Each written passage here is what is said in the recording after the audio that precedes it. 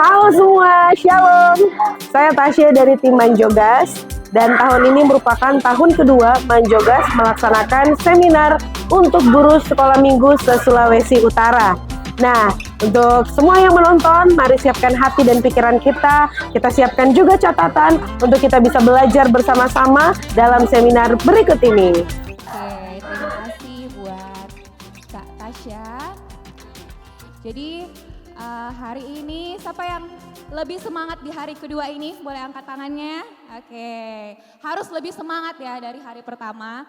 Karena saya kemarin lihat di story IG itu seru sekali ya kegiatan kemarin. Saya ingin juga di hari kedua ini kita juga mendapatkan semangat api yang sama ya dengan yang hari kemarin. Amin? Amin, oke. Nah, hari ini kita akan sama-sama belajar tentang bahasa kasih. Sebenarnya ini bukan topik yang baru ya. Mungkin ada beberapa dari teman-teman yang mungkin sudah pernah mendengar tentang bahasa kasih. Mungkin ada yang sudah pernah belajar enggak tentang bahasa kasih. Atau istilah kerennya itu love language. Ada yang sudah pernah dengar? Sudah, dari GPIA sudah pernah dengar karena sudah pernah dapat materinya. Yang lain ada yang sudah pernah dengar tentang bahasa kasih? Oh, ada satu, oke. Yang lain belum, sama sekali belum pernah.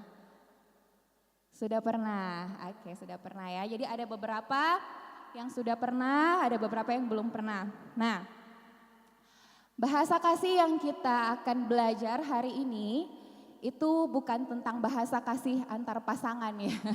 Tapi bahasa kasih dalam membangun tim. Karena kita semua di sini adalah satu tim pelayanan guru sekolah minggu. Ya, jadi ini kita mau belajar tentang bagaimana kita mau mengasihi teman sepelayanan kita. Next. Oke. Kalau kita bicara tentang bahasa kasih, kita perlu tahu dulu apa itu kasih, betul enggak? Betul ya, kita nggak bisa belajar tentang bahasa kasih kalau mindset, pemikiran, persepsi kita tentang kasih ini beda-beda. Ya, jadi kembali ke dasar alasan kita mengasihi itu apa? Oke? Nah, saya percaya setiap kita yang datang ke tempat ini itu punya satu alasan yang sama. Kita mau mengasihi anak-anak kita ya. Ya, bahkan ada yang dari mana? Tanah Wangko tadi ya. Jauh-jauh datang ke sini itu karena kita mengasihi anak-anak sekolah minggu kita. Makanya kita mau datang ke sini buat belajar supaya pas balik ke sana kita bisa bagikan sesuatu nih untuk mereka. Amin. Tapi apakah kita juga punya kerinduan yang sama untuk mengasihi teman-teman sepelayanan kita? Ya, kadang kita kan berpikir kita ini pelayan anak, kita lebih fokus ke anak-anak ya. Tapi tunggu sebentar, kita sudah mengasihi ini sebelah-sebelah kita ini juga belum ya? Nah, sekarang saya mau bertanya. Lebih mudah mana mengasihi anak-anak sekolah minggu kita atau mengasihi teman-teman pelayanan? Ada yang senyum-senyum. Ada yang senyum-senyum. Lebih mudah yang mana coba? Ayo, anak-anak. Nah itu kencang sekali suaranya. Anak-anak katanya. Kenapa lebih mudah mengasihi anak-anak, Ibu Yuli? Kenapa? Karena anak-anak kenapa?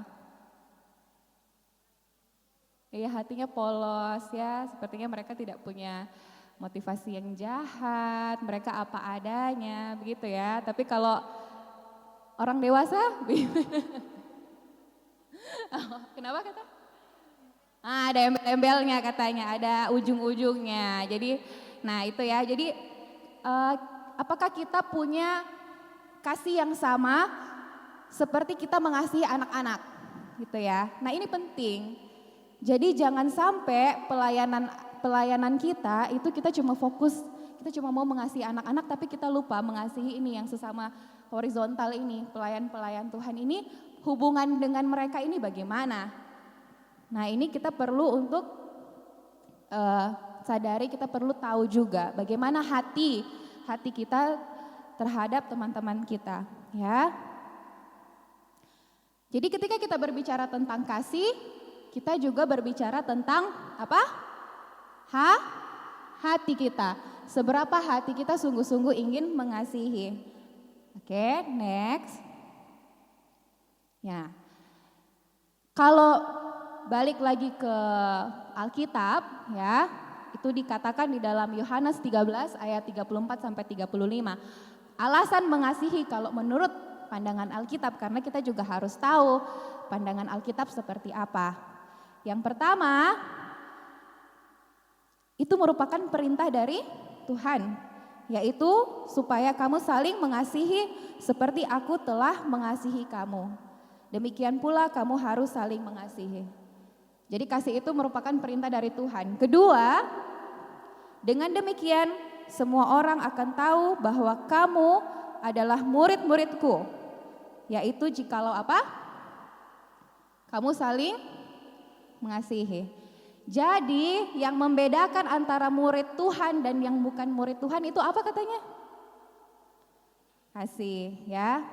Jadi kalau kita mau bilang kita ini murid Kristus kan, jadi kita juga harus bisa mengasihi orang lain. Itu yang membedakan. Jadi kasih ini penting sekali dalam kehidupan kita sebagai anak-anak Tuhan, ya. Dan kita sekarang punya mindset yang sama tentang alasan kita mengasihi, ya. Karena itu datangnya dari Tuhan. Kasih itu datangnya dari siapa? Dari Tuhan, bukan dari diri kita sendiri. Oke, kasih itu datangnya dari Tuhan sehingga kita bisa memberikan kasih Tuhan kepada orang lain karena Tuhan lebih dulu apa? Mengasihi kita. Jadi kasih kita nggak pura-pura karena kasih Tuhan nggak pura-pura sama kita. Amen. Amen. Next.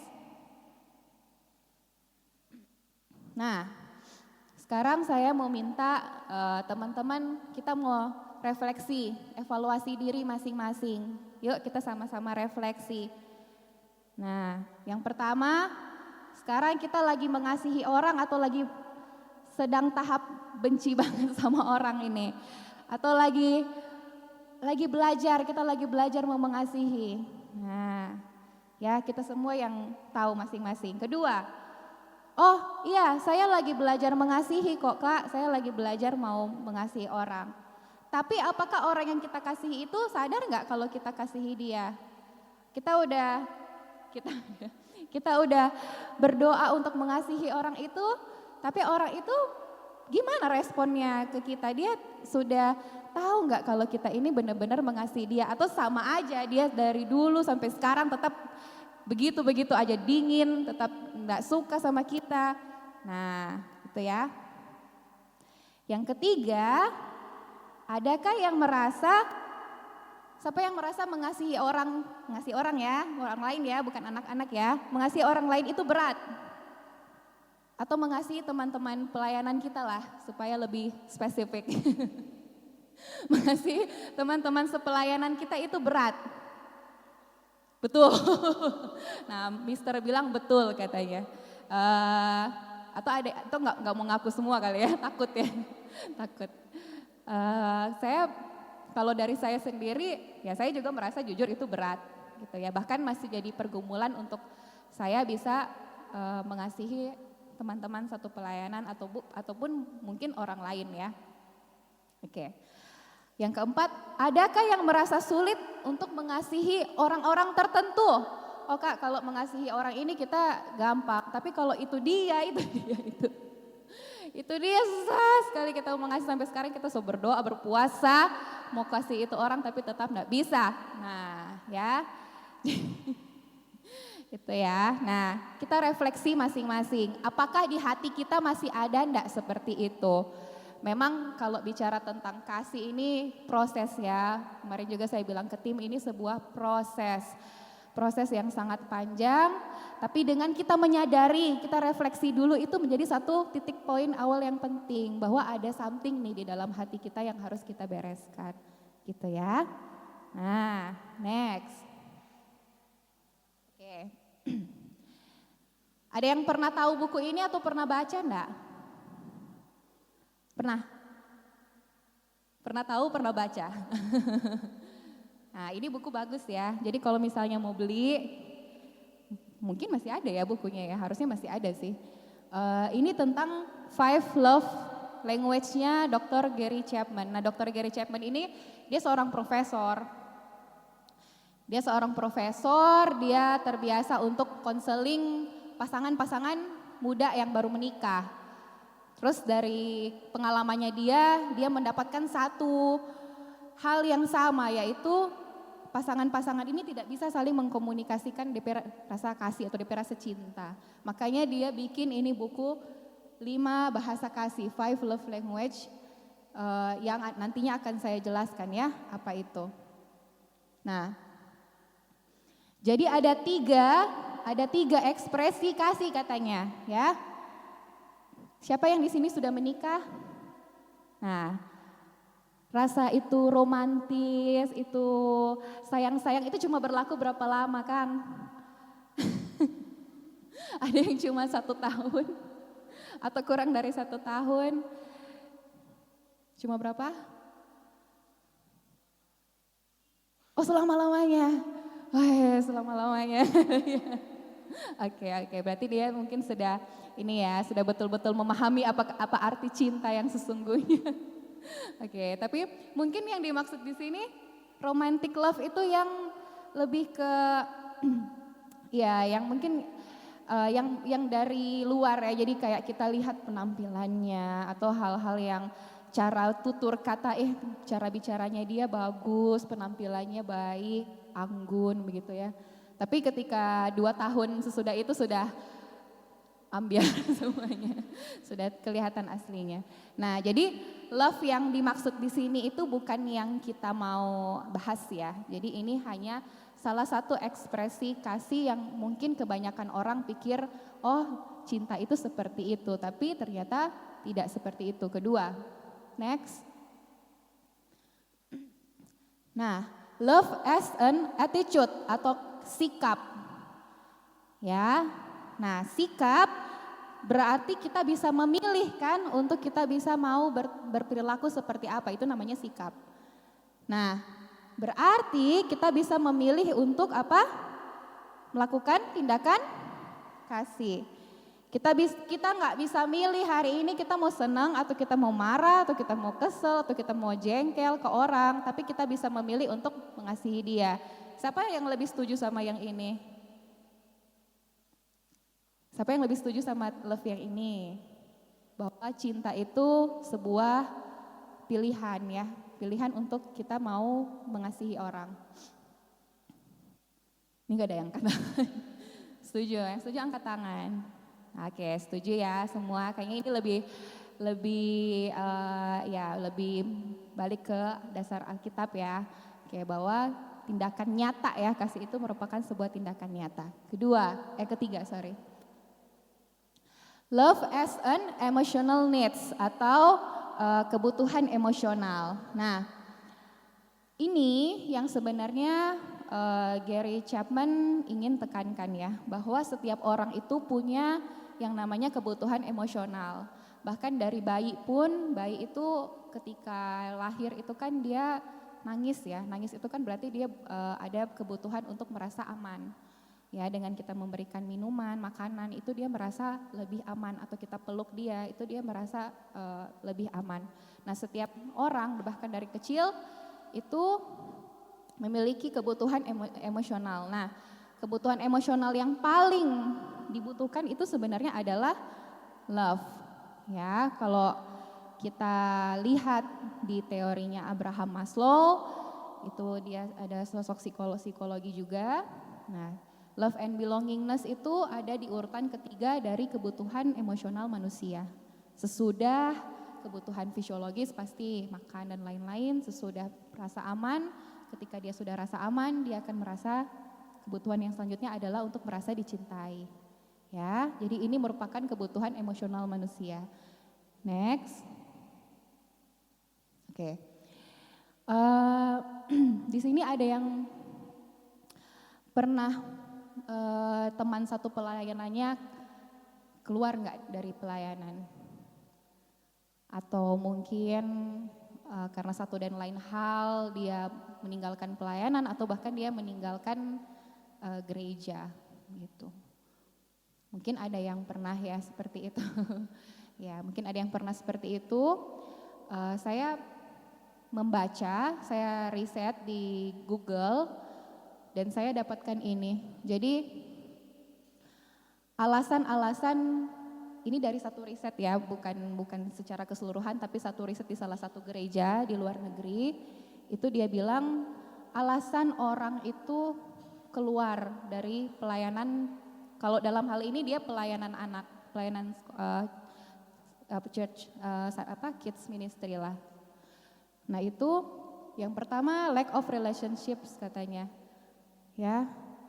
Jadi tidak ada meaningful hubungan yang bermakna dengan orang-orang yang dia layani ataupun dengan orang-orang satu pelayanan itu. Ya, kemudian overtime, ya mungkin waktu mereka untuk melayani. Kemudian kalau kita lihat secara keseluruhan itu kebanyakan tentang komunikasi dan hubungan. Ya, jadi hubungan antar pelayanan, hubungan antar sesama pelayanan, komunikasi dengan orang-orang satu rekan pelayanan, ataupun tidak merasa diapresiasi atau dihargai oleh satu rekan mungkin entah leader atau mungkin rekan pelayanan di tempat itu. Gitu. Jadi ini sangat disayangkan ya, akhirnya mereka mundur dari pelayanan. Makanya penting sekali kita tahu alasan kok ini tiba-tiba udah gak muncul pelayanan lagi, tiba-tiba dia udah menolak pelayanan. Mungkin gak cuma tugas dari leader ya untuk mengingatkan dia, tapi justru teman-teman dekatnya dia satu pelayanan, kita harus lebih peka. Kamu kenapa kok udah gak pelayanan lagi, udah kehilangan semangat lagi mau melayani anak-anak. Nah itu kita nanti akan bicara lebih banyak bagaimana ya cara kita mendekati setiap orang ternyata punya bahasa kasih yang berbeda-beda. Ya, ada yang kita udah bicara ini udah kasih kata-kata motivasi, ayo kamu pasti bisa, kamu nggak sendiri di sini, kita pasti bantu kamu. Tapi tetap orang itu kayaknya merasa tetap nggak dimengerti atau orang itu juga merasa tetap nggak dihargai. Padahal kita udah berusaha untuk nasihatin dia, ya begitu ya. Jadi nanti kita akan bicara bahasa kasih, kira-kira bagaimana caranya untuk menyampaikan dengan sesuai dengan bahasa kasih dia. Next. Oke, nah sekarang kita masuk ke bahasa kasih ya. Nah ini penting untuk kita pelajari karena nanti kita bakal ngisi di akhir sesi. Bahasa kasih ada ciri-cirinya ya, ada perilaku-perilakunya, kira-kira kita suka yang mana supaya nggak salah ngisi, makanya diperhatikan ya baik-baik. Bahasa kasih itu apa? Yang namanya bahasa itu kan tujuannya supaya kita tahu ya, kayak ini kita di Indonesia, kita pakainya bahasa Indonesia. Kalau kita ke luar negeri, ke Amerika gitu atau kemana kan gak mungkin kita pakai bahasa Indonesia. Jadi setiap negara ini punya bahasanya masing-masing. Nah ternyata kasih itu juga punya bahasanya. Jadi kalau misalnya saya punya bahasa kasih beda sama Ibu Yuli punya bahasa kasih, kalau orang saling mengkomunikasikan kasih, bisa saja bahasa kasih yang saya sampaikan ini nggak nyampe ke Ibu Yuli karena Ibu Yuli merasa kita nggak suka diperlakukan begitu misalnya. Itu contoh. Ada pasangan kan, ini contoh pasangan ya. Pasangan dia ngasih kado bunga lah, kado apa ke pasangannya. Tapi pasangannya merasa kita nggak merasa dicintai kalau dikasih-kasih begini. Ini cuma ngabisin uang, mendingan ini uangnya dipakai buat belanja yang lebih penting-penting saja. Nah itu kan berarti dia tidak mengerti bahasa kasih si cewek ini apa. Dia cuma mengerti semua orang suka dikasih hadiah.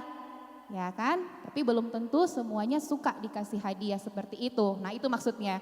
Saya mau mengasihi dia tapi dia kok gak merasa dikasihi. Nah itu berarti ada yang salah dalam memahami bahasa kasih pasangan itu. Nah itu cuma contoh ya. Jadi bahasa kasih adalah cara yang digunakan seseorang untuk mengungkapkan rasa kasih sayang dan cinta di dalam dirinya kepada orang lain ya. Bahasa ini digunakan untuk mengkomunikasikan kebutuhannya dalam diri seseorang. Next. Nah, ini tadi tujuannya ya. Dengan kita bisa mengetahui bahasa kasih, kita dapat menemukan cara yang lebih efektif untuk dia tuh merasa dikasihi. Ya. Ini penting, bukan lagi memperlakukan orang sesuai dengan apa yang kita ini ingin diperlakukan, tetapi bagaimana orang tersebut ingin diperlakukan. Balik sama kayak Alkitab enggak? Sama ya sebenarnya ya. Jadi kita bukan lagi mikirin diri kita, tapi mikirin si orang itu. Jadi kalau kita bicara kasih, berarti udah enggak mikirin diri kita ya harusnya. Iya, harusnya kita lebih memikirkan tentang orang lain. Fokusnya udah bukan self ya, fokusnya udah bukan self, tapi fokusnya ke orang lain, fokusnya ke Tuhan, makanya kita bisa fokus ke orang lain. Oke, next. Nah ini ada 5 bahasa kasih ya, nanti kita akan bahas satu-satu. Yang pertama kata-kata pendukung atau pujian, yang kedua sentuhan fisik, yang ketiga waktu berkualitas bersama atau quality time, yang keempat itu pelayanan, dan yang kelima itu adalah hadiah. Ya, nah katanya si Dr. Gary Chapman ini setiap orang itu punya ya kayak baterai kasih gitu. Nah setiap orang baterai kasihnya itu harus diisi. Nanti kalau misalnya dia sudah low, nah bagusnya diisi lagi dengan love language-nya dia. Ya. Next. Nah, ini. Sebenarnya kalau mau dipikir-pikir, semua orang kayaknya suka ya dikasih kado. Semua orang suka dikasih kado, semua orang suka dilayani, betul enggak? Semua orang suka dikasih pujian, betul enggak? Kayaknya semuanya kita ada deh Kak, di bahasa kasih semuanya. Nah memang semuanya itu ada di dalam diri kita. Tapi kita punya bahasa kasih yang dominan. Iya semua pada tahu ya, dominan. Nah bahasa kasih yang dominan ini yang harus kita cari tahu begitu. Ya, contoh saya bahasa kasih yang paling rendah itu sebenarnya hadiah. Jadi saya pun ketika ada orang kasih hadiah, ada kan orang kalau dikasih hadiah dia simpan sekali hadiah ya. Bahkan maksudnya kalau cuman hadiah yang bukan barang mewah lah, misalnya dari pacar atau dari teman kayak yang dirangkai sendiri, misalnya foto terus dia tempelin apalah, terus dikasih kata-kata yang menandakan hubungan kita berdua gitu, misalnya dipajang di kamar, betul-betul diapresiasi. Kalau saya dikasih begitu paling besoknya sudah di tempat sampah. Karena maksudnya bukan sesuatu yang saya rasa kayaknya harus dijaga begitu. Mungkin kalau barang tergantung barangnya ya, kalau barangnya mahal. Tapi kalau misalnya orang-orang yang dia bahasa kasihnya hadiah, itu biasanya dia sangat-sangat menjaga sekali itu pemberian orang. Jadi bukan berdasarkan nilai barangnya ya, tapi berdasarkan usaha yang dia lihat atau orang itu kok bisa ya kasih hadiah begini, dirangkai dengan sangat baik. Dia akan menjaga itu dia punya barang itu bahkan ya sampai bertahun-tahun ketika orang lihat barangnya masih ada begitu. Jadi orang dengan tipe ini sangat menjaga pemberian orang lain. Nah itu salah satu contoh dari orang yang punya bahasa kasih hadiah ya. Jadi setiap orang itu punya bahasa kasih dominan. Oke, kita harus tahu bahasa kasih dominan kita apa. Oke, next. Nah Yang pertama adalah bahasa kasih apa? Kata-kata pendukung. Nah, siapa di sini yang ada teman yang suka sekali kasih kata-kata semangat? Atau tiap hari misalnya dia suka kasih chat, saya ada chat, terus dia suka kasih kayak quotes-quotes gitu. Jadi tiap hari dia suka kirimin mungkin foto-foto yang ada quotes-quotesnya gitu. Misalnya semangat pagi ini, yang begitu-begitu ada ya yang begitu ya. Nah biasanya orang-orang ini memang, tadi saya lupa kasih tahu. Jadi bahasa kasih itu memang identik dengan kita bagaimana kita menerima kasih. Tapi ada juga orang-orang tertentu yang cara dia menerima kasih dan dia mengekspresikannya sama. Jadi kalau misalnya orangnya suka dengan kata-kata pujian, kata-kata dukungan, mungkin cara dia juga mengekspresikan kasih ke orang juga dengan cara seperti itu. Tapi ada juga yang berbeda. Gitu, ada juga yang berbeda. Contoh, dia suka diberikan hadiah, atau contoh misalnya dia suka memberikan hadiah, tapi kalau diberikan hadiah dia nggak mau. Itu juga ada. Misalnya cowok ya, kalau cowok kan biasa dia yang ngasih ya, dia yang ngasih hadiah ke cewek dengan alasan yang mungkin karena saya cowok, jadi saya emang tugas saya untuk lebih banyak memberi gitu ke cewek gitu misalnya. Jadi bisa aja yang dia terima sama yang dia ekspresikan itu bahasa kasihnya beda, maksudnya begitu. Oke. Tapi yang saya bahas di sini kira-kira yang bahasa kasihnya antara yang dia terima sama apa yang dia tunjukkan itu kira-kira sama yang saya mau bahas di sini. Nah, kata-kata pendukung itu bisa berupa pujian, dukungan, bisa berupa pengakuan. Jadi bukan berupa kritikan atau hinaan ya. Jadi kalau misalnya mau bilang, oh dia bahasa kasihnya orangnya cerewet nih, suka bicara, tapi bicaranya misalnya banyak kritik, banyak menghina, itu termasuk di sini enggak? Tidak. Jadi walaupun dia kesannya kata-kata, tapi tidak semua kata-kata itu masuk dalam kata-kata pendukung ya. Jadi kata-kata pendukung di sini yang memang ada manfaatnya untuk orang lain. Next. Ya, kata-kata pendukung misalnya, dia senang memuji, nganepe rambu hari ini baru nganepe baju lain daripada biasanya no. Atau tapi dengan tulus bukan gombal. Jadi enggak berlaku kalau misalnya cowok mau puji cewek cuma karena misalnya dia mau itu cewek suka misalnya. Bukan kata-kata pendukung bukan begitu. Dasarnya adalah apa tadi? Mengasihi. Bukan mengasihi karena kita mau ngasih itu orang, bukan karena ada sesuatu yang orang butuh dari orang itu. Bukan ya. Jadi kalau cowok gombal itu kan supaya dia mau itu cewek suka, itu berarti tidak masuk. Ya, jadi yang masuk di sini adalah karena memang dia tulus. Jadi tulus. Tadi ada sharing, Kak tadi sharing, kita lihat anak-anak semangat, hebat Kak, nanti baking ulang next. Nah itu kan berarti dia senang memberikan kata-kata seperti itu. Ada yang orang teman misalnya, kalaupun dia senang dia cuma diam. Ya kan ada kan yang begitu, dia suka dengan sesuatu dia cuma diam. Tapi ada yang ekspresif, jadi dia bilang, dia cenderung dia bilang. Nah orang-orang seperti ini kemungkinan besar itu punya punya bahasa kasih kata-kata pendukung. Sebaliknya dia juga senang untuk diberikan pujian, diberikan dukungan. Atau misalnya kalau ada chat gitu ya, kayak tadi saya bilang ada teman saya tuh selalu kirim-kirim quotes-quotes begitu.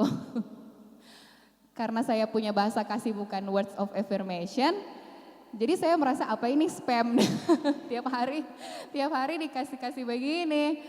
Nah, tapi kan karena misalnya dia kalau misalnya dia bahasa kasih itu words of affirmation, pasti dia kalau dikasih begitu dia senang. Aduh, ada orang yang care sama kita tiap hari kasih kata-kata motivasi begini, semangat nih melayani hari ini, kayak tadi Kak Pita, semangat nih Kak Grace hari ini melayani, begitu. Gitu kan. Nah, enggak semua orang loh begitu, tapi ada orang-orang tertentu yang dorang itu suka sekali kirim-kirim begitu. Ya.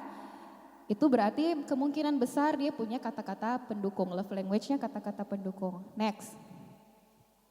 Ini saya masih ada waktu berapa menit lagi ya.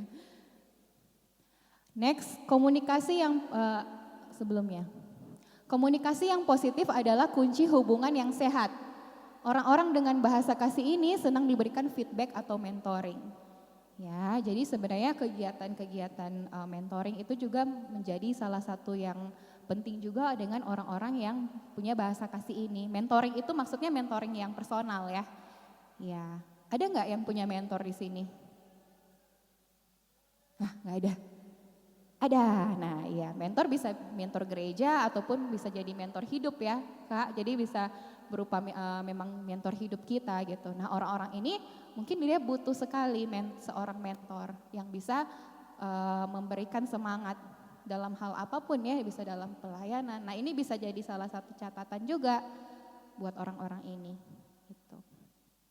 Berapa menit lagi, Kak? Masih boleh? Nah, selanjutnya,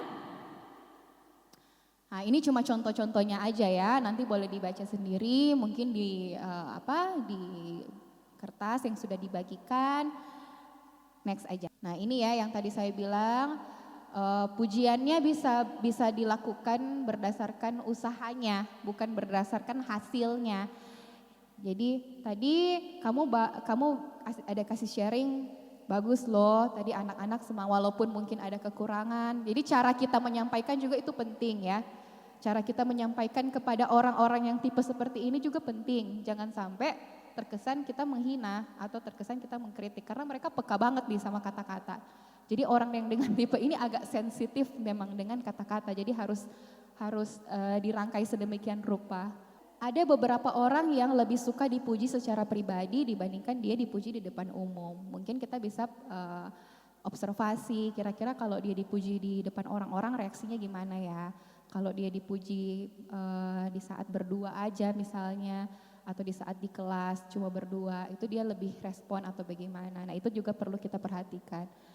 Memberikan kata-kata penyemangat dalam notes ini ya, atau mengontaknya lewat chat atau telepon untuk menanyakan kabar dan memberikan semangat. Ya, ada orang-orang yang memang suka sekali tanya kabar, gimana, kenapa tadi nggak datang? Orang suka kangen pangana, kayak tadinya ada palia. Ada orang-orang yang sangat-sangat care begitu ya. Oke. Memberikan feedback terhadap hal yang sudah ia kerjakan.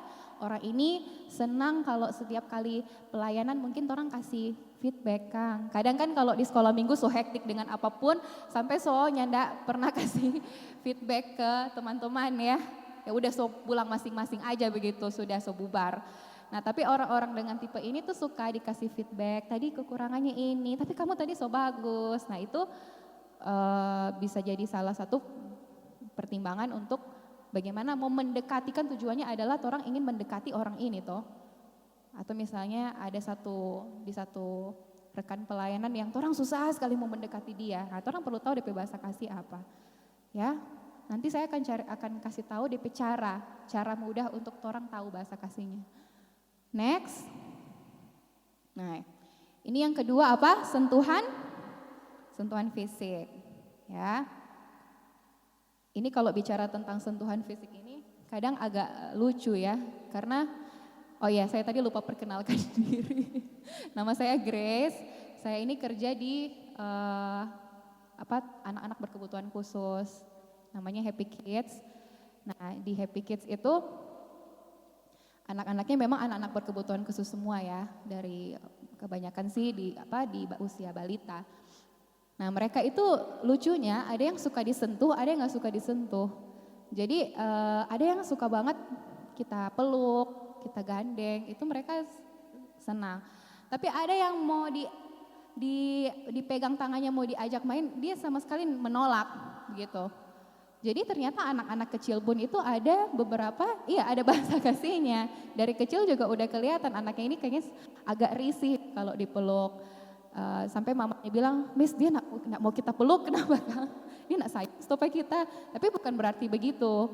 Karena anaknya tidak nyaman saja dengan pelukan yang terlalu kuat misalnya. Mungkin kita bisa kasih pelukan yang lebih halus atau apa. Jadi ternyata anak kecil itu juga punya bahasa kasih, apalagi orang dewasa. Ya, jadi orang-orang dengan bahasa kasih ini sering menyentuh atau kebalikannya ya, dia suka disentuh, dipeluk atau dibelai, dicium orang-orang terdekatnya dan menunjukkan ekspresi kasih sayangnya dengan sentuhan langsung. Ada nggak di sini yang kira-kira suka banget kalau ada orang misalnya kalau kita curhat terus dipegang di bahu atau misalnya kalau kita nangis dia bantu usap turang air mata. Ada. Ini yang senyum-senyum ini ada yang begitu ya. Jadi kalau saya tipe orang yang suka dengan hal seperti itu. Tapi balik lagi, kadang kan lingkungan keluarga dengan bahasa kasih kita tuh beda ya. Jadi iya betul. Jadi saya bahasa kasihnya itu suka sekali supaya disentuh atau dibelai dari kecil itu. Atau justru saya kayak begitu. Jadi saya kalau gandengan sama mama saya pasti gandeng begini. Jalan di mall begini. Pasti begitu. Ini tangan kayak otomatis aja mau gandeng. Tapi mama saya yang justru risih. Jadi karena yang mungkin lingkungan keluarganya beda atau orang tua saya beda bahasa kasihnya dengan saya. Ini si Grace terlalu agresif begitu. Cuman ya itu kebutuhan bahasa kasih saya memang seperti itu. Nah, cuman itu balik lagi mungkin lingkungan keluarga kita yang berbeda bahasa kasihnya akhirnya kok kayaknya bahasa kasih yang orang punya ini tidak bisa tidak bisa memenuhi orang punya kebutuhan itu dengan sebagaimana seharusnya begitu. Makanya itu di keluarga juga sebenarnya itu bahasa kasih penting ya untuk orang tahu papa mama bahasa kasihnya apa, orang bahasa kasihnya apa. Gitu. Sentuhan fisik dapat berupa tos, menepuk punggung, fist bump itu ya mungkin antara cowok dengan cowok ya, atau sebuah pelukan ya. Tunjukkanlah dengan maksud yang jelas ya, bukan tiba-tiba kita belum. Jadi maksudnya apa? Misalnya ketika dia sedang sedih atau mungkin ketika orang lihat kayaknya dia loyo-loyo, dia perlu diberikan semangat, mungkin orang peluk dia, ayo kamu bisa hari ini, atau orang tepuk dia punya punggung. Jadi maksudnya harus jelas ya. Balik lagi, ini bukan bermaksud untuk modus seperti tadi yang saya bilang, tapi ini balik lagi tujuannya atas dasar kasih, jadi harus tulus. Physical touch juga harus ada batasannya, sebab bisa saja sentuhan fisik dapat disalahartikan sebagai sesuatu yang berlebihan. Oleh karena itu, mintalah izin sebelum memberikan sentuhan fisik. Misalnya kalau kita pengen peluk atau tepuk pundaknya atau usap air matanya, kita minta izin dulu, Dang. Boleh enggak kita peluk atau kita mau peluk ya. Tapi maksudnya kita bilang dulu supaya kita tahu dia nyaman dengan bentuk sentuhan yang seperti ini. Ya, oke. Next. Oke. Nah, ini quality time. Quality time mungkin sudah banyak yang tahu ya quality time itu apa. Jadi quality time adalah meluangkan waktu yang berkualitas. Ya, jadi kalau yang berkualitas itu bukan masalah menjok orang pergi di itu ada tempat makan ini, menjok orang ke sana, itu bukan quality time yang begitu ya maksudnya, tapi kualitas yang dibicarakan di dalam itu tuh apa. Jadi sekalipun quality time-nya cuma di kamar atau di rumah atau di gereja, tapi kalau kualitas obrolannya ini bisa memenuhi apa yang dia butuh, itu yang namanya quality time. Ya, jadi quality time itu bukan bicara soal tempat, mahal atau apa, bukan ya. Nah, ini pertanyaan yang agak mungkin kalau saya pribadi juga saya merasa perlu belajar juga tentang hal ini. Kadang-kala kita kalau dengan rekan pelayanan, karena ketemunya kan 1 minggu 1 kali ya, kalau saya sih 1 minggu 1 kali. Nggak tahu kalau yang lain, mungkin ada yang ketemunya lebih intens, tapi kalau saya 1 minggu 1 kali ya. Itu pasti yang dibicarakan pas ketemu itu kan biasanya tentang pelayanan lagi. Ya biasanya nggak jauh-jauh dari pelayanan, iya kan. Kita jarang untuk bahas hal-hal yang pribadi atau ya hal-hal yang mungkin yang kita lebih butuhkan saat itu, karena udah hektik, misalnya kayak mau bikin ini, mau bikin ini. Jadi pembahasannya ya biasanya tentang seputar pelayanan lagi gitu ya. Nah tapi orang-orang dengan bahasa kasih quality time ini dia perlu waktu mungkin di luar pembahasan tentang pelayanan. Begitu maksudnya. Mungkin kita bisa masuk dari pelayanan tapi kita juga harus tahu apakah misalnya dia sedang semangat atau dia ada masalah atau dia ada sesuatu yang dia nggak cerita. Mungkin lebih bagus dengan orang tipikal ini kita lebih banyak ngobrolnya yang lain deh, jangan yang soal pelayanan lagi begitu ya.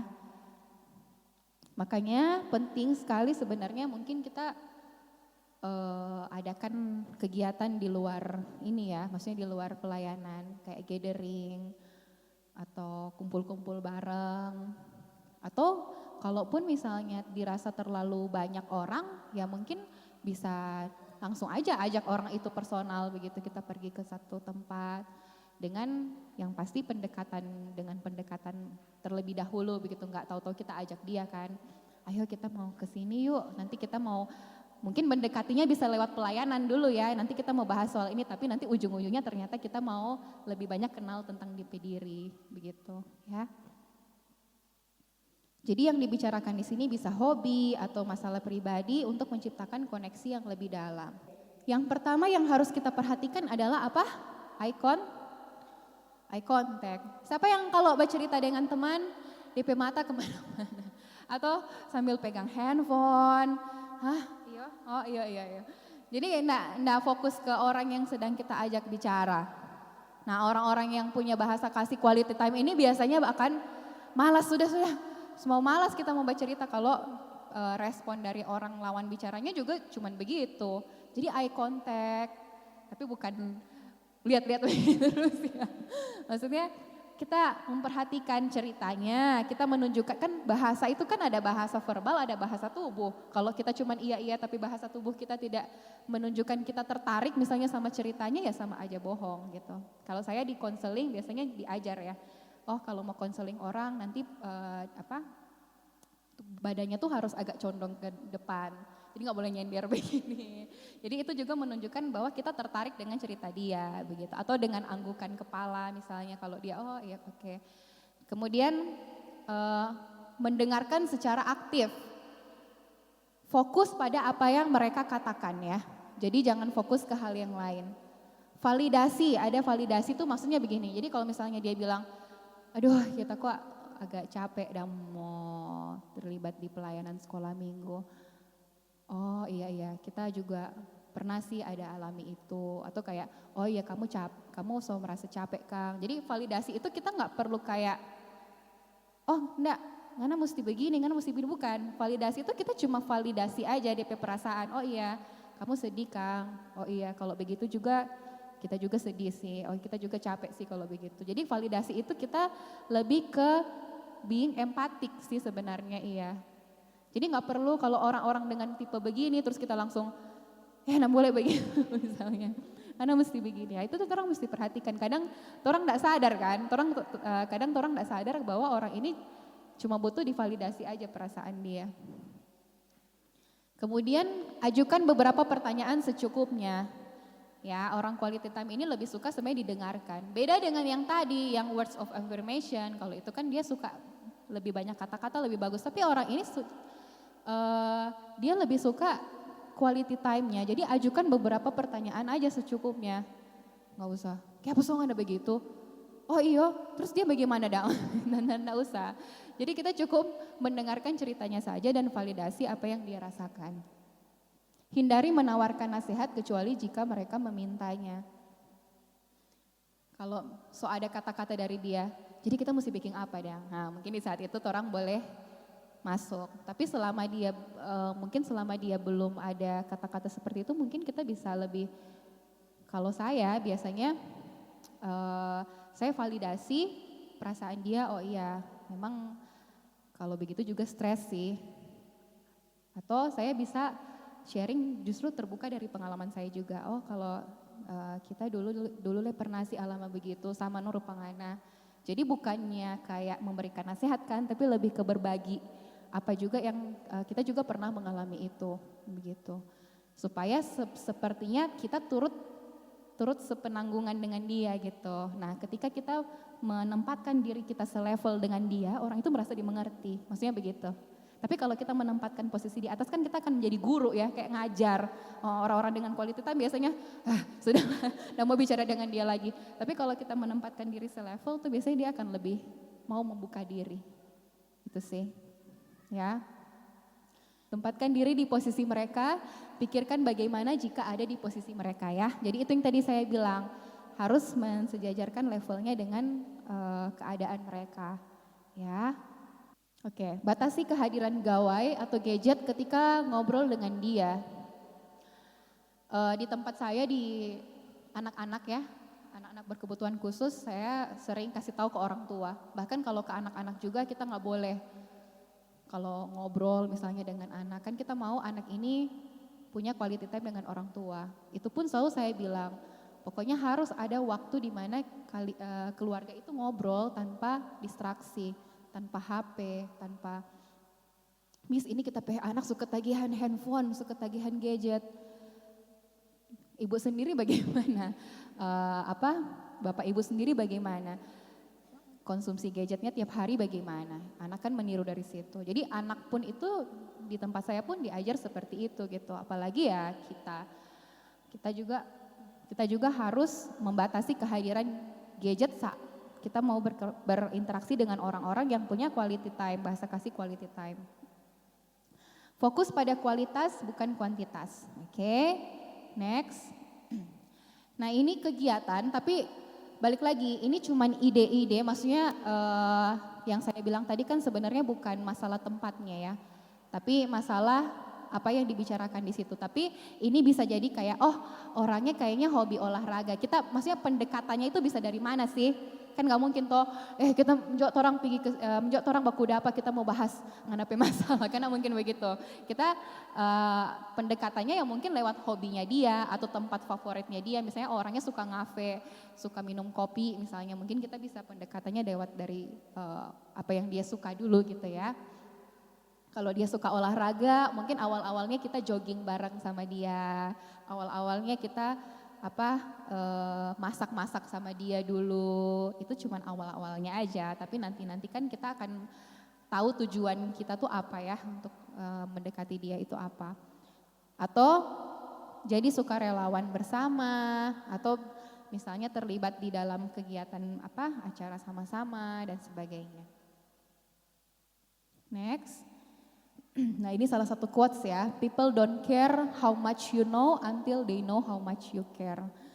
Ya, mereka nggak peduli kamu mau tahu banyak tahu apa, tapi mereka akan peduli ketika kamu itu menunjukkan seberapa banyak kamu care, kamu peduli dengan orang lain. Next. Oke.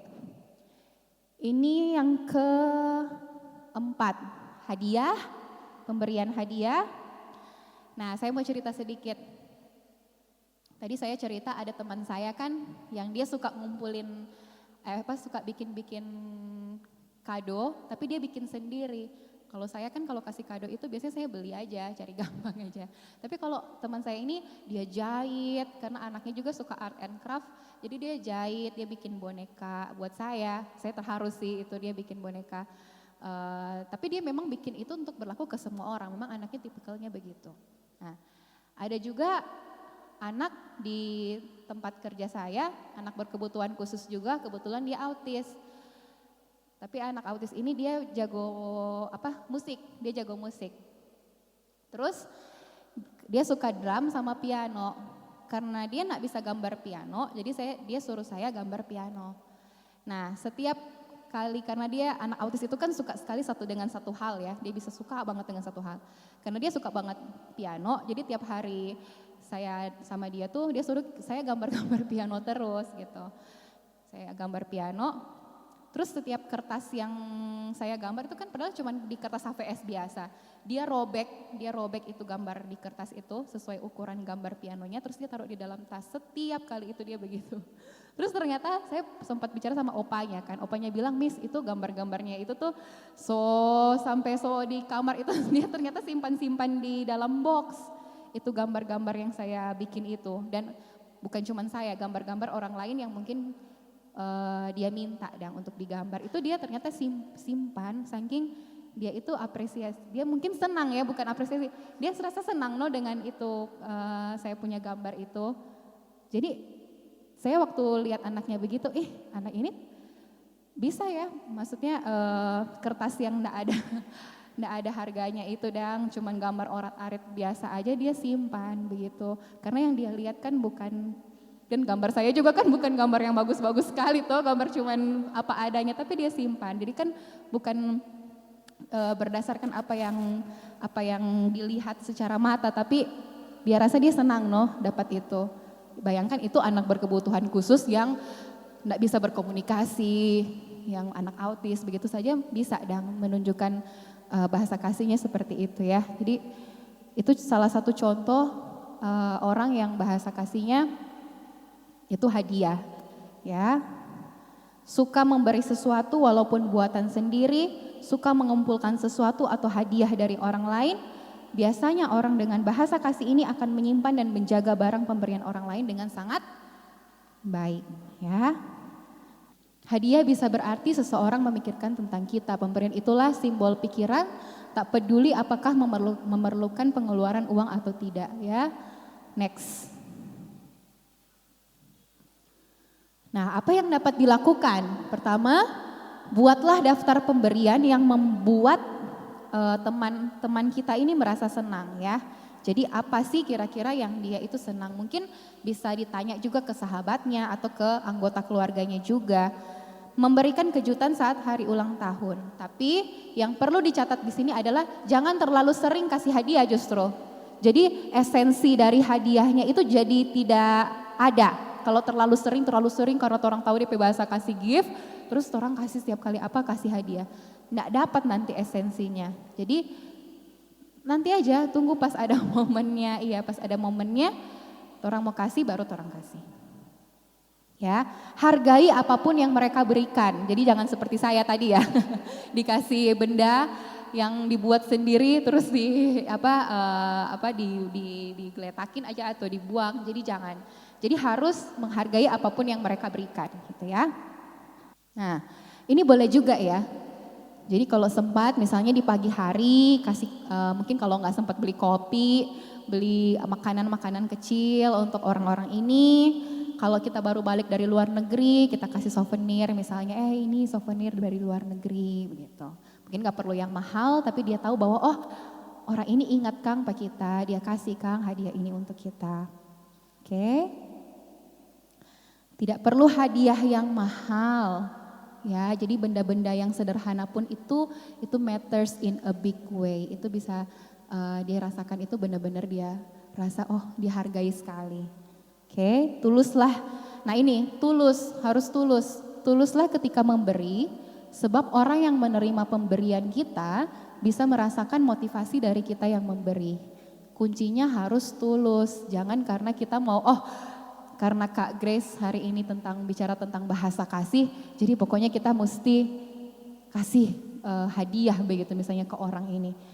Harus ya, bukan begitu juga. Kalau misalnya itu tidak dari hati yang tulus, itu percuma, orang ndak akan rasa itu orang maksud pemberian itu. Tapi kalau misalnya hatinya tulus, mau bendanya juga sederhana, dia pasti akan rasa ini benar-benar pemberian yang tulus dari orang.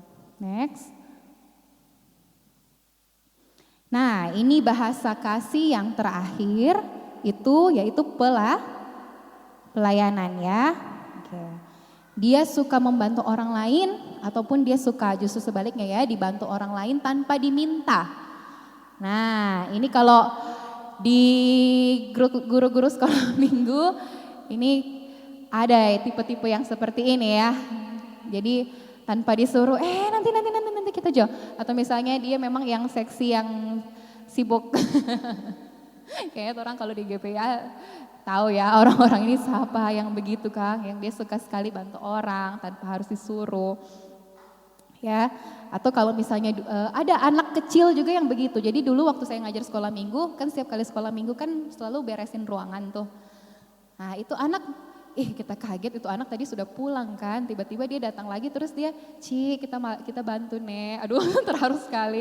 Terus dia angkatin sampah, dia bantu sapu-sapu, dia matiin AC. Nah itu kan ternyata anak-anak juga ada yang seperti itu. Jadi orang-orang dengan tipe ini senang membantu ataupun dia senang dibantu oleh orang lain ya tanpa diminta. Kemudian next, apa yang dapat dilakukan? Perhatikan hal-hal kecil ya, pertimbangkan hal yang tidak disukai, kemudian fokus pada tindakan-tindakan yang istilahnya bentuk kita untuk melayani dia ya. Oke, kita next aja. Nanti kita akan lebih banyak di tes ya nanti ya. Next aja ini. Oke, nah ini cara yang mudah untuk kita bisa memulai atau kita bisa melihat bahasa kasih. Kadang kan Kak kita enggak tahu DP bahasa kasih apa, bagaimana kita mau tahu DP bahasa kasih apa. Sebenarnya cara mudahnya itu kita bisa dengan observasi.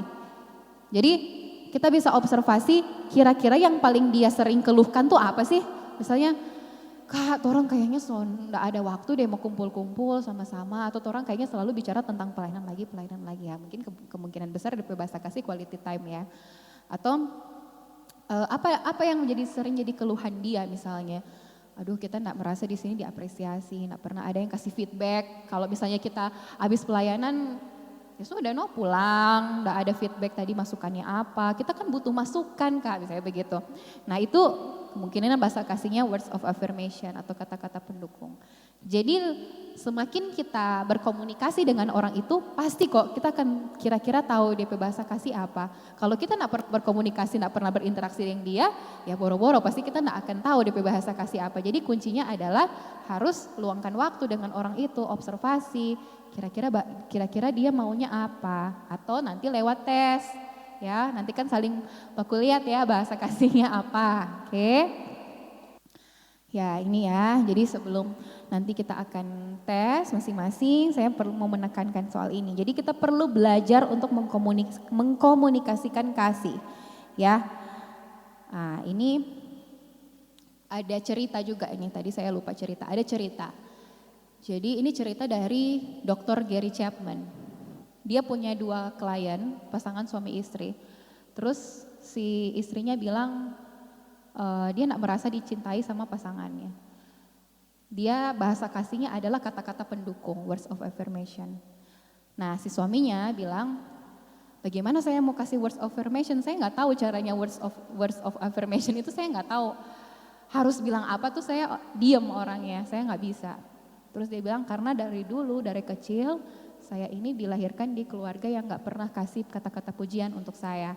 Jadi saya saya lebih banyak diteriaki, mungkin enggak dibanding-bandingkan mungkin atau enggak pernah diapresiasi. Jadi saya enggak tahu rasanya diapresiasi itu kayak gimana sih, saya enggak tahu. Jadi ketika saya mau apresiasi orang, saya mau hargai orang juga saya enggak tahu saya harus gunakan kata-kata apa. Nah itu kan jadi problem, sedangkan istrinya butuh itu maksudnya. Kemudian si dokter Gary Chapman bilang, itu bisa dilatih. Makanya di sini saya bilang belajar. Semuanya ada. Kalau kita mau mengasihi orang, kita tuh perlu belajar. Ya, kemauannya aja deh dulu. Ya, enggak usah pikir bahasa kasihnya apa. Kemauan dari diri dulu deh mau belajar untuk mengasihi itu jauh lebih penting gitu. Dr. Gary Chapman bilang, kamu boleh belajar. Coba sini. Tulis 3 kelebihan istrimu apa. Terus dia tuliskan 3 kelebihan istrinya, misalnya istrinya bisa masak, istrinya cantik dan lain-lain. Coba sekarang dari kelebihan-kelebihan ini kira-kira apa kalimat yang bisa kamu sampaikan ke dia. Nah dia tulis tuh kalimatnya, misalnya makanan kamu enak hari ini, atau kamu hari ini cantik sekali penampilannya gitu kan, ditulis. Nah tiap hari itu 2 kali minimal harus bilang itu ke istrinya. Jadi dilatih. Dan ternyata dalam waktu 1 minggu aja, mungkin dari istrinya masih kayak, kenapa kita bilang suami begini? Maksudnya dari istrinya mungkin masih yang apa sih begitu. Tapi dari si suami dia merasa ada perubahan dari DP hidup. Jadi bukan berarti kayak Kak kita so berusaha untuk mau bikin ini ke dia. Tapi DP perlakuan masih begitu. Tapi dari kamu sendiri, dari kamu sendiri kamu merasa ada perbedaan gak sih? Itu yang lebih penting. Kamu merasa ada sesuatu yang kamu belajar gak sih? Dari kamu yang seperti ini, yang gak bisa kasih kata-kata apapun sama sekali, terus kamu belajar untuk memberikan kata-kata motivasi, kata-kata pendukung, ada gak sih perubahan itu? Jadi walaupun mungkin kita belum melihat perubahan dari orang yang kita mau kasihi, tapi dari diri kita melihat, sekarang kita mulai bisa begini Kang, sekarang mungkin kita mulai bisa melayani Pak dia Kang. Nah itu kan menjadi satu pencapaian juga, maksudnya yang perlu kita apresiasi, maksudnya begitu. Ya, jadi fokusnya nggak harus selalu ke orang itu, tapi fokusnya justru ke diri kita, ya. Oke, kita tidak bisa mengubah masa lalu ya, seperti orang tadi dia nggak bisa ubah masa lalunya, tetapi kita bisa memilih dan memutuskan bagaimana kita mengasihi. Karena love is an attitude, ya. Next. Nah, ini kembali lagi ke apa kata Alkitab? Roma 5 ayat 8. Akan tetapi Allah menunjukkan kasih-Nya kepada kita oleh karena Kristus telah mati untuk kita ketika kita masih berdosa. Oke, belajar untuk mengasihi orang lain seperti teladan Yesus Kristus. Oke, nah mengingat waktu karena waktunya sudah mau habis. Tadi sudah diberikan, ya mungkin tadi sudah diberikan kertas yang berisi 5 bahasa kasih ya. Oke, itu boleh diisi. Nah itu nanti ada beberapa pernyataan, ada 30 nomor ya. Setiap nomornya berisi 2 pernyataan. Nah nanti dilingkari aja, harus pilih salah satu. Jadi walaupun dua-duanya kita suka Kak, tapi tetap harus pilih salah satu. Jadi tidak boleh pilih dua-duanya. Oke? Sudah, boleh angkat tangan lagi yang udah selesai. Nah, yang ibu, yang kak yang pakai jaket sama ibu yang di sebelahnya coba. Boleh maju ke depan. Ini satu tim ya, Bu ya? Satu tim. Oh, oke. Oke, nah sudah di-skor ya. Jadi dua-duanya sudah tahu, itu kan ada skor ya di belakang. Jadi ketahuan bahasa kasih yang dominan, yang paling dominannya itu yang mana, yang paling pertama itu kan ketahuan dari situ. Ini belum saling tahu ya. Di gereja mana kalau boleh tahu? Gereja Penyebaran Injil. Ini Ibu Weni sama Kak, panggilannya siapa? Mariani. Kak Mariani dengan Ibu Weni ini dekat nggak kalau di pelayanan? Sering ngobrol atau mungkin?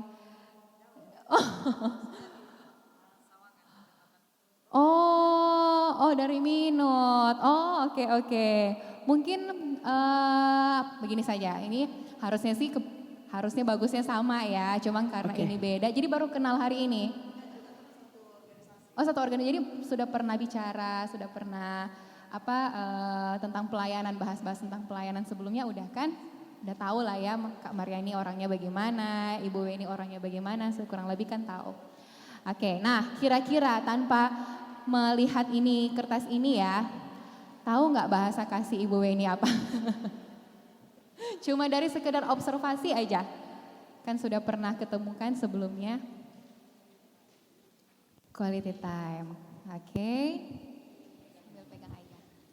Kalau dari Ibu Weni melihat Kak Mariani, kira-kira bahasa kasihnya apa ya? Familiar, maksudnya akrab dong begitu, cepat akrab. Oh cepat akrab, jadi apa kira-kira dari quality time, sentuhan, atau apa lagi, act of service, Dari hadiah. quality time-nya.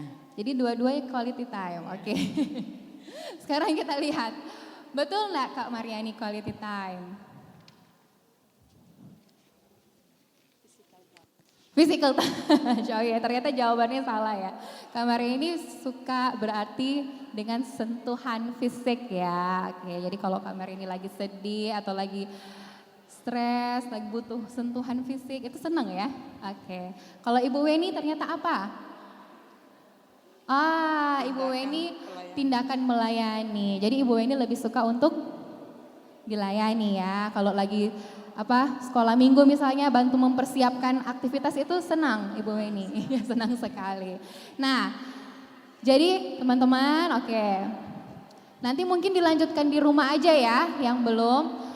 Nah ini sebenarnya cuman sebagai contoh ya. Jadi walaupun mungkin ya mereka mungkin tidak intens ketemu ya, itu pun masih kurang memahami bahasa kasihnya apa.